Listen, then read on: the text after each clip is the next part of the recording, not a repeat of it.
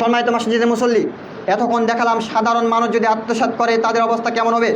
এবার আসি আপনাকে দেখাই, যদি রাসূলের সাহাবীরা আত্মসাৎ করে তাহলে তাদের পরকালীন অবস্থা কেমন হবে একটু দেখুন। আব্দুল্লাহ ইবনে আমির রাদিয়াল্লাহু তাআলা আনহু বলেন, ইজা আসাবা গানিমাতান, যখন আল্লাহ রাসূল গনিমত লাভ করতেন, আমারা বেলালান, তখন বিলাল রাদিয়াল্লাহু তাআলা আনহুকে নির্দেশ দিতেন, ফানিদা ফিন্নাস, হে বেলাল তুমি মানুষের মাঝে আহ্বান করো যে কে যুদ্ধের মাঠে কি গনিমত পেয়েছে, সমস্ত সাহাবী যেন গনিমত এক জায়গায় জমা করে। হাদিসগুলো একটু মনে রাখবেন। দেখুন সাহাবীদের অবস্থা কেমন হয় যদি আত্মসাৎ করে। রাসূল সাল্লাল্লাহু আলাইহি ওয়াসাল্লাম যখনই গনিমত লাভ করতেন যুদ্ধের মাঠ থেকে, তখনই বিলালকে নির্দেশ দিতেন, বিলাল তুমি সমস্ত সাহাবীদের মাঝে আহ্বান করে দাও যে কে কোথায় কি গনিমত পেয়েছে, এই যুদ্ধের মাঠে সমস্ত গনিমত এক জায়গায় জমা করো। তখন সমস্ত গনিমত সাহাবীরা এসে এক জায়গায় জমা করত। জমা করার পর রাসূলুল্লাহ সাল্লাল্লাহু আলাইহি ওয়াসাল্লাম সেখান থেকে 1/5 গনিমত রাষ্ট্রীয় খাতে রেখে বাকি গনিমত সমস্ত সাহাবীদের মাঝে ভাগ করে দিত। হাজা রাজুলুন ইয়াওমান, একদা একজন সাহাবী আসলেন, একজন ব্যক্তি আসলেন, বাদা জালিকা জামা মিন সারিন, একটি অথবা দুইটি জুতার ফিতা নিয়ে। বিলাল রাদিয়াল্লাহু তাআলা আনহু যখন আহ্বান করেছিল তখন সমস্ত সাহাবী গনিমত জমা দিয়েছে, কিন্তু একজন সাহাবী একদিন পরে এসেছে, কিছু সময় পরে এসেছে, এসে আল্লাহ রাসূলকে বলছে, আল্লাহ রাসূল এই যে গনিমতের মাল একটি অথবা দুইটি জুতার ফিতা নিয়ে এসে আল্লাহ রাসূলকে বলছেন, আল্লাহ রাসূল হাজা ফিমা কুন্না আসাফনাহু গানিমাতান, এই যে আল্লাহ রাসূল আমি এই যুদ্ধের মাঠে এই দুইটি জুতার ফিতা পেয়েছিলাম, আপনার নিকটে জমা দিলাম। রাসূলুল্লাহ সাল্লাল্লাহু আলাইহি ওয়াসাল্লাম তার উত্তরে বলছেন, ফাসনাদা বিলালান ফানিদা সালাসান, হে সাহাবী বিলাল রাদিয়াল্লাহু তাআলা আনহু যে চিৎকার দিয়ে তিনবার বলল যে সাহাবীরা কে কোথায় কি গনিমত পেয়েছো এক জায়গায় জমা করো, তুমি কি বিলালের এই আহ্বান শোনোনি? তখন সাহাবী ওই ব্যক্তি বলছেন, কালা নাম, হ্যাঁ আল্লাহ রাসূল আমি এই আহ্বান শুনেছি। কথা আবারও বলি, দেখেন বিলাল রাদিয়াল্লাহু তাআলা আনহু যখন আহ্বান করলো সমস্ত সাহাবী তখন গনিমত জমা করলো, কিন্তু এই ব্যক্তি ওই সময়ে গনিমত জমা না করে পরবর্তী সময়ে নিয়ে এসেছে, এসে বলছে আল্লাহ রাসূল এই যে জুতার ফিতা আমি পেয়েছিলাম যুদ্ধের মাঠে, এই যে জমা দিলাম। তো উত্তরে রাসূলুল্লাহ সাল্লাল্লাহু আলাইহি ওয়াসাল্লাম বললেন যে যখন বিলাল আহ্বান করলো চিৎকার করে তিনবার, তখন কি তুমি শোনোনি? লোকটি বলল, কালার নাম, হ্যাঁ শুনেছি। তখন আল্লাহ রাসূল বলছেন, মা মানাকা আন তাজিওয়া বিহি, তাহলে এখন বলো যে বেলালের আহ্বান শুনে ওই সময় তোমাকে এই গনিমত জমা দিতে কে বাধা দিয়েছিল? তখন ওই ব্যক্তি বলছেন, আল্লাহ রাসূল, মানে ওজোর পেশ করলেন, এক কথায় কিছু ওজোর পেশ করলেন। তখন আল্লাহ রাসূল বলছেন, কুনতু আন তাজিয়া বিহি ইয়াউমাল কিয়ামাহ, যাও তুমি এখান থেকে এই জুতার ফিতা নিয়ে গনিমত নিয়ে চলে যাও। ফালাম আকবাল আনকা, তুমি কিয়ামতের মাঠে এই গনিমত নিয়ে আসিও। সেই দিন কিয়ামতের মাঠে আল্লাহ সুবহানাহু ওয়া তাআলা তোমার সাথে কী আচরণ করবে আমি মুহাম্মদ সাল্লাল্লাহু আলাইহি সাল্লাম এটা জানি না। নিয়ে এসেছে, কিন্তু পরে নিয়ে এসেছে, আল্লাহ রাসূল গ্রহণ করলেন না। আল্লাহ রাসূল বলছেন, যাও তুমি এই গনিমত নিয়ে বাড়ি চলে যাও, কিয়ামতের মাঠে নিয়ে এসেছো, নিয়ে আসিও। ফালান আখবালা আনকা, সেই দিন আল্লাহ সুবহানাহু ওয়া তাআলা তোমার সাথে কী আচরণ করবে আমি মুহাম্মদ সাল্লাল্লাহু আলাইহি ওয়াসাল্লাম এই বিষয়ে জানি না। দেখছেন, নিয়ে এসেছে কিন্তু বিলাল রাদিয়াল্লাহু তাআলা আনহুর আহ্বানের সাথে সাথে নিয়ে আসেনি। যদি একজন সাহাবী গনিমত নিয়ে আসতে একটু দেরি হওয়ার কারণে আল্লাহ রাসূল দুনিয়াতে তার গনিমত যদি গ্রহণ করতে না পারে, কিয়ামতের মাঠে যদি আল্লাহর উপরে ছেড়ে দেয়, তাহলে আজকে আমি রাষ্ট্রীয় টাকা যে আত্মসাৎ করছি, আজকে আমি গ্রামের দায়িত্বশীল যে টাকা আত্মসাৎ করছি, আমি যার পরিবারে কর্তা হয়ে আত্মসাৎ করছি, আমার নিকটে মানুষ সম্মান করে গচ্ছিত রেখেছে সেখান থেকে যে আত্মসাৎ করছি, কিয়ামতের মাঠে আপনার আমার সাথে আচরণ কেমন হবে একটু ভাবুন। যেখানে রাসূলের সাহাবী রাসূলের সাথে থেকে নিজেকে মুক্ত করতে পারেনি গনিমত নিয়ে আসার দেরি হওয়ার কারণে। দেখেন আরেকটি হাদিস আপনাকে দেখাই। আবু হুরায়রা রাদিয়াল্লাহু তাআলা আনহু বলেন, রাসূল সাল্লাল্লাহু আলাইহি ওয়াসাল্লামকে একজন দাস হাদি দিয়েছিল একজন ব্যক্তি, যার নাম ছিল মিদআম। এই মিদআমকে একজন ব্যক্তি আল্লাহ রাসূলের দাস হিসাবে আল্লাহ রাসূলকে হাদিয়া দিয়েছিল। তো এই মিদআম গেছে আল্লাহ রাসূলের সাথে যুদ্ধের মাঠে যুদ্ধ করার জন্য। তো আল্লাহ রাসূল যে উটের উপরে চড়ে গেছে, সেই উটের উপর থেকে হালদা নামাচ্ছে ওই মিদআম, মানে আল্লাহ রাসূলের উটের যে আসবাবপত্র ছিল এইগুলো উটের উপর থেকে নিচে নামাচ্ছে। তখন ইজা আসাবা সাহমু আইরু ফাকাতালাথু, প্রতিপক্ষর একটা তীর এসে ওই মিদামের বক্ষে লেগে যায়। বক্ষে যখন লেগে গেছে ফাকাতালাহু, তখন মিদাম মারা গেছে। তখন উপস্থিত ওই যুদ্ধে যত সাহাবী ছিল তারা বলছে যে হানি আল্লাহুল জান্নাহ, মিদাম জান্নাতে চলে গেল। কেন? মিদাম আল্লাহ রাসূলের সাথে যুদ্ধে এসেছে, আল্লাহ রাসূলের উটের উপর থেকে আসবাবপত্র নামাচ্ছে, এমতো অবস্থায় প্রতিপক্ষর তীর এসে তার বক্ষে লেগেছে মারা গেল। ফাকাতাল্লাহু, সে মারা গেল। হানি আল্লাহুল জান্নাহ, তাহলে তো মিদাম জান্নাতে চলে গেল। সে তো আল্লাহ রাসূলের সাথেই আছে, আল্লাহ রাসূলের উটের উপর থেকেই মাল নামাচ্ছে, আবার প্রতিপক্ষর আঘাতেই মারা গেল, তাহলে তো জান্নাতে যাবেই। বাহ্যিকভাবে আমি আপনি এটাই বুঝতে পারছি যে সে তো জান্নাতে চলেই যাবে। এই বাক্য রাসূলুল্লাহ সাল্লাল্লাহু আলাইহি ওয়াসাল্লাম শুনছেন। কোন বাক্য? ওই যে লোকেরা বলল যে মিদাম জান্নাতে চলে গেল। শোনার সাথে সাথে রাসূলুল্লাহ সাল্লাল্লাহু আলাইহি ওয়াসাল্লাম বলছেন, কাল্লা, কখনো নয় হে সাহাবীরা, তোমরা কথা বলতে পারো না। আল্লাহ জি নাফসি বিয়াদিহি, ওই আল্লাহর কসম করে আমি বলছি যে আল্লাহর হাতে আমার প্রাণ রয়েছে। ইন্না শামলাতাল্লাতি আখাযা ইয়াউমাল খাইবার, এই মিদাম খাইবারের যুদ্ধের দিন একটা চাদর আত্মসাৎ করেছিল। তাস্তাহিলু আলাইহিন নার, আজকে আমি দেখতে পাচ্ছি যে ওই চাদর মিদামের উপরে জাহান্নামের আগুনকে ক্ষিপ্ত করে তুলছে। কথা কি বুঝতে পারলেন? যখন মিদাম মারা গেল, সাহাবীরা বলল মিদাম জান্নাতে চলে গেল। আল্লাহ রাসূলের কানে এই কথা শোনার সাথে সাথেই তিনি বলছেন, কাল্লা, কখনো নহে, আল্লাহ জি নাফসি বিয়াদিহি, ওই আল্লাহর কসম যার হাতে আমার প্রাণ রয়েছে। ইন্না শামলাতাল্লাতি আখাযা ইয়াউমাল খাইবার, এই মিদাম খাইবারের যুদ্ধ থেকে একটা চাদর আত্মসাৎ করেছে। তাস্তাহিলু আলাইহিন নার, আমি দেখতে পাচ্ছি ওই চাদর আজকে এই মিদামের উপরে জাহান্নামের আগুনকে ক্ষিপ্ত করছে। সুম্মা সামিয়া যালিকান নাস, রাসূলের এই বাক্য উপস্থিত সমস্ত সাহাবী শুনলেন। যে বাক্য রাসূল বললেন যে চাদর আত্মসাৎ করার কারণে এই মিদামের উপরে জাহান্নামের আগুন ক্ষিপ্ত হচ্ছে, এই বাক্য সমস্ত সাহাবীরা রাসূলের মুখ থেকে শুনলেন। শোনার পরে যাহা রাজুলন, একজন ব্যক্তি আসলেন, সেরাকিন আও সেরাকাইন, একটি অথবা দুইটি জুতার ফিতা নিয়ে, একজন ব্যক্তি রাসূলের মুখের এই বাক্য শোনার পরে আসলেন, এসে বলছেন, আল্লাহ রাসূল, এই দেখেন, এই একটি অথবা দুইটি জুতার ফিতা আমি যুদ্ধের মাঠে পেয়েছি, এই নেন, জমা দিলাম। রাসূলুল্লাহ সাল্লাল্লাহু আলাইহি ওয়াসাল্লাম উত্তরে বলছেন, শোনো, শিরাকু মিন্নার ও শিরাকানি মিন্নার, হে সাহাবী, আজকে যদি এই যুদ্ধের মাঠে তুমি এই একটি জুতার ফিতা অথবা দুইটি জুতার ফিতা আত্মসাৎ করতে, তাহলে একটি অথবা দুইটি জুতার ফিতার কারণে তোমাকে জাহান্নাম যেতে হতো। হাদিসের অর্থ যদি আপনারা বোঝেন আলহামদুলিল্লাহ, যদি না বোঝেন আমি আর বুঝাতে পারবো না। দেখেন, আল্লাহ রাসূলের সাথে যুদ্ধ করার পরেও, মারা যাওয়ার পরেও সাহাবীরা তাকে শাহাদাত মানে শহীদ বলে ফেললো, কিন্তু আল্লাহ রাসূল বললেন না, এই ব্যক্তি খাইবারের যুদ্ধে চাদর আত্মসাৎ করেছিল, একে তোমরা শহীদ বলো না, আমি দেখছি একে জাহান্নামের আগুন উত্তপ্ত করছে চাদর দ্বারা।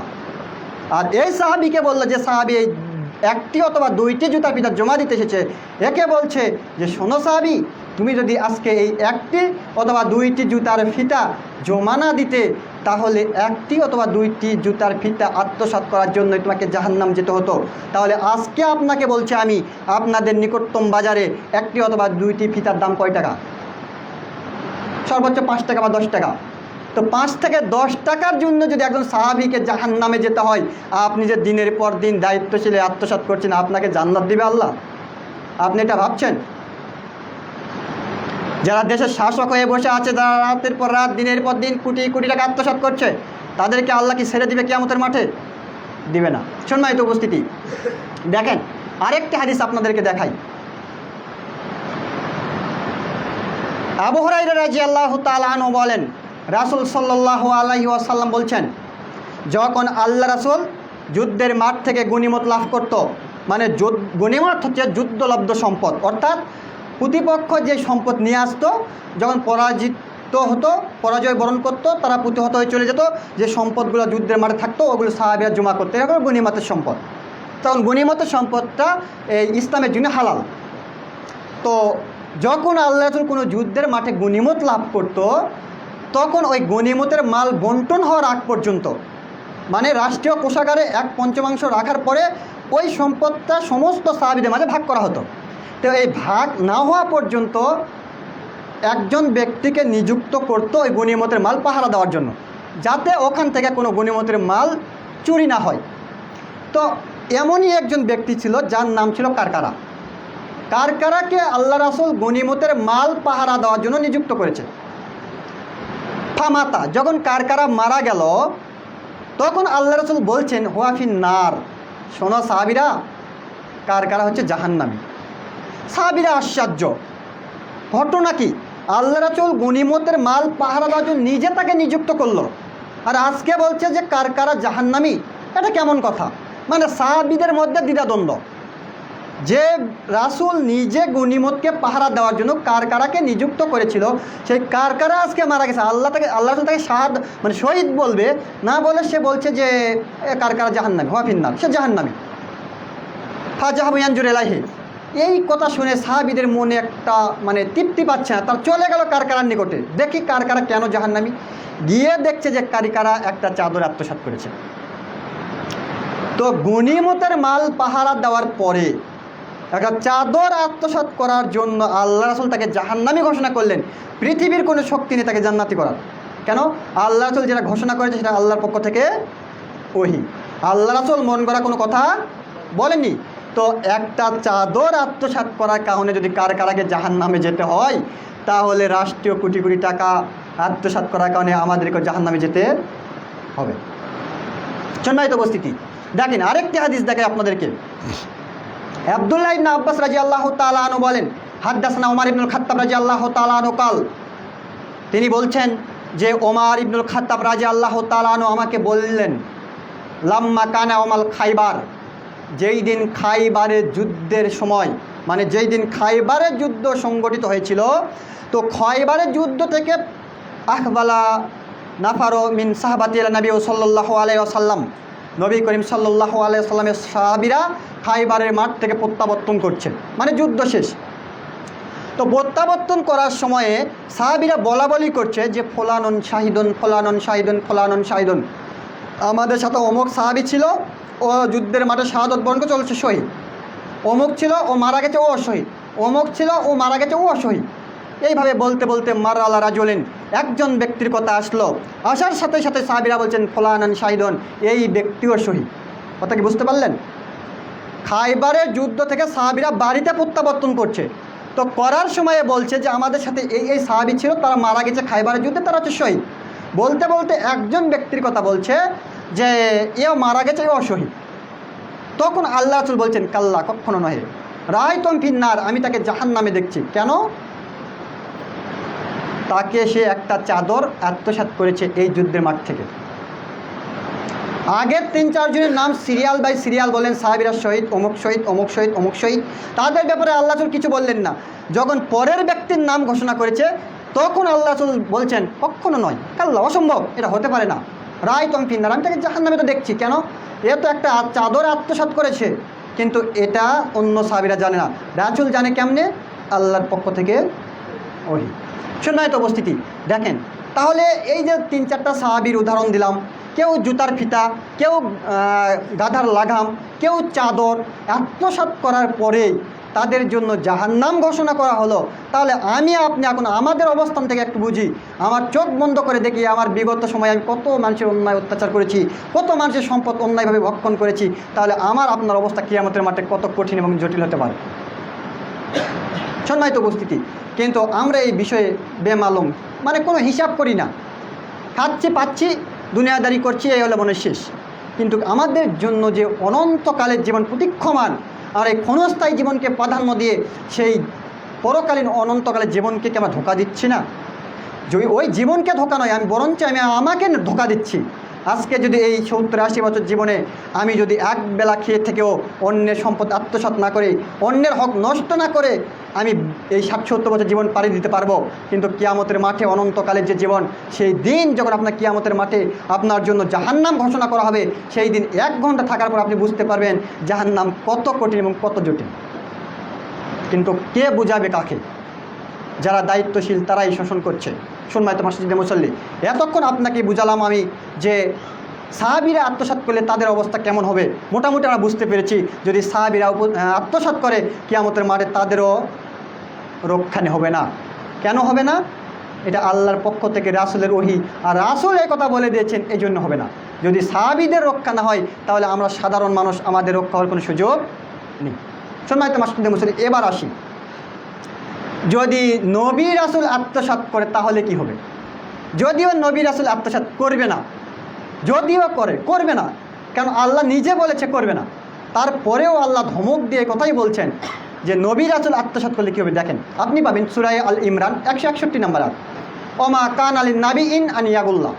কোনো নবীর পক্ষে শোভনীয় নয় যে সে আত্মসাৎ করবে, মানে আল্লাহ আগেই বলে দিচ্ছে যে কোনো নবী এবং রাসূলের পক্ষে এটা শোভনীয় নয় যে সে অধীনস্থ ব্যক্তির সম্পদ আত্মসাৎ করবে। ওমান ইয়াকুল ইয়াতি বিমা গাল্লা ইয়াউমাল কিয়ামা, যদি আত্মসাৎ করে তাহলে কিয়ামতের মাঠে যে যা আত্মসাৎ করবে তাই নিয়ে উপস্থিত হবে। বুঝতে পারলেন কথা? আগে আল্লাহ বলছেন যে কোনো নবী এবং রাসূলের পক্ষে এটা শোভনীয় নয় যে সে কোনো মানুষের সম্পদ আত্মসাৎ করবে। যদি করে, যে যা করবে কিয়ামতের মাঠে তাই নিয়ে উঠে আসবে। তার মানে নবী রাসূল আত্মসাৎ করবে না, কিন্তু এটা হচ্ছে কি ধমক যে নবী রাসূল আত্মসাৎ করবে না, তবে যদি করে তাহলে কিয়ামতের মাঠে সে তা নিয়ে উঠে আসবে, তার মানে করবে না, এটাই নিশ্চিত। তো এটা আপনাকে আমাকে বোঝানোর জন্য এই কথা বলা হচ্ছে, নবী রাসূলও যদি আত্মসাৎ করে তাহলে তাদেরও সেই সম্পদ নিয়েই উপস্থিত হতে হবে। যদিও আল্লাহ বলছেন তারা করবে না, এটাই চূড়ান্ত। সম্মানিত উপস্থিতি, তাহলে যদি বড় বড় সাহাবী, বড় বড় মানুষের অবস্থা এই হয়, তাহলে আমরা যারা আছি তাহলে আমাদের অবস্থা আরও কঠিন এবং জটিল হবে। অতএব আমরা সর্বদা চেষ্টা করব মানুষের সম্পদ যদি আমাদের কাছে রাখে যায়, গচ্ছিত রাখে, আমরা হেফাজত করার চেষ্টা করব, কখনো আত্মসাৎ করার চেষ্টা করব না। কেন? যখন আপনি আত্মসাৎ করবেন তখন আমি মুমিন থাকবো না, আর মুমিন যদি না থাকতে পারি তাহলে কিয়ামতের মাঠে আমাদের জন্য জান্নাত হবে না। আর আরেকটি বিষয় এখানে যে ইন্নাল্লাহ তাইয়্যিব, আল্লাহ সুবহানাহু ওয়া তাআলা হচ্ছেন পবিত্র, লা ইয়াকবালু ইল্লা তাইয়্যিবা, তিনি পবিত্র ছাড়া কিছু গ্রহণ করেন না। তো আল্লাহ যদি পবিত্র হয় তাহলে আল্লাহ পবিত্র ছাড়া কিছু গ্রহণও করবে না। আপনি যখন অন্যের সম্পদ আত্মসাৎ করবেন তখন আপনার পবিত্র থাকবেন না, তখন আপনাকে আল্লাহ মূল্যায়ন করবে না। সম্মানিত উপস্থিতি, যত কথা বলছি আজকের এই খুতবার সামারি সারমর্ম এটাই আবারও পুনরাবৃত্তি করে বলছি যে আপনারা যে যেখানে দায়িত্ব আছেন, আপনার অধীনস্থ ব্যক্তি মাজলুম যদি হয় তবু তার উপরে আপনি অত্যাচার করবেন না, আপনি তার উপরে ইনসাফ স্থাপন করার চেষ্টা করবেন। আপনার সম্পদ আল্লাহ দিয়েছে, আপনি সাধ্য মতো দান সাদাকা করবেন, চেষ্টা করবেন দান সাদাকা করার, কিন্তু কারো উপরে দলীয় দাপট খাটিয়ে জোর করে কারো সম্পদ নিজের নামে করার চেষ্টা করবেন না। আর যারা আত্মসাৎ করেছে তাদের বিরুদ্ধে আপনি সশস্ত্র যুদ্ধে যেতে বলিনি, তাদেরকে আপনি ইসলাহ করুন, তাদেরকে আপনি উপদেশ দিন, তাদেরকে পরামর্শ দিন। তারা যদি বুঝতে পারে তাহলে আলহামদুলিল্লাহ তারা ফিরে আসবে, আর যদি বুঝতে না পারে তাহলে তার পরকাল সে নিজেই নষ্ট করবে। অতএব আমি উদাত্ত আহ্বান রাখবো যে আমরা যারা আছি বিভিন্ন দায়িত্বে, বিভিন্ন সমাজে বসবাস করছি, আমাদের কাছে যদি মানুষ মূল্যায়ন করতো, কিছু জিনিস গচ্ছিত রেখে যায়, আমরা সর্বদা চেষ্টা করব সেই জিনিসকে খুলে না দেখার, 19-20 না করার, যেমনভাবে দিয়েছে আমরা তেমনভাবে তার কাছে ফিরে দেওয়ার চেষ্টা করব। আল্লাহ তুমি আমাদেরকে কবুল করুন, আল্লাহুম্মা আমিন। সম্মানিত মসজিদের মুসল্লি, আমি যতটুকু শুনতে পেলাম ভাইয়ের মাধ্যমে, এই মসজিদের একজন সম্মানিত মুসল্লি যিনি সহি আকিদা, সহি মানহাজের অনুসারী, তিনি ক্যান্সারে আক্রান্ত, তার অপারেশন সামনেতে মনে হয় হবে আর কি। আমরা সকলে তার জন্য দোয়া করব, আল্লাহ তার অপারেশনকে সাকসেস করে আবারও যেন তিনি আমাদের এই সহি মানহাজ, সহি আকিদার এই প্ল্যাটফর্মে এসে দিনই কাজ করার তৌফিক দান করেন। হে আল্লাহ, আমরা দোয়া করছি তার জন্য। আসাবিল বাস রাব্বিন নাস আশফি আনতা শাফি লা শিফা ইল্লা শিফাউকা শিফান লা ইউগাদিরু